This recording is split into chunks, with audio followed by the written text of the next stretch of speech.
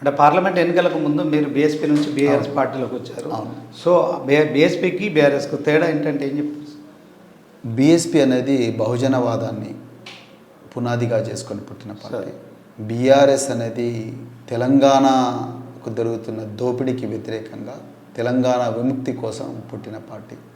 రెండిటి లోపల కూడా అణచివేత అనేదే కారణం. అక్కడ ఆంధ్ర పాలకుల అణచివేత వల్ల బీఆర్ఎస్ పుట్టింది, నాటి టీఆర్ఎస్.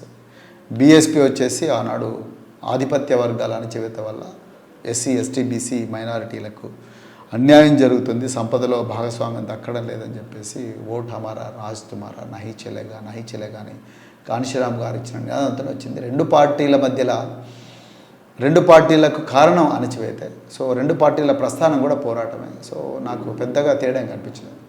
రెండు పార్టీలు కూడా క్యాడర్ బేస్డ్ పార్టీలు, రెండు పార్టీలు కూడా ఉద్యమాన్ని ఇరుసుగా చేసుకునే అధికారాన్ని కైవసం చేసుకున్నాయి.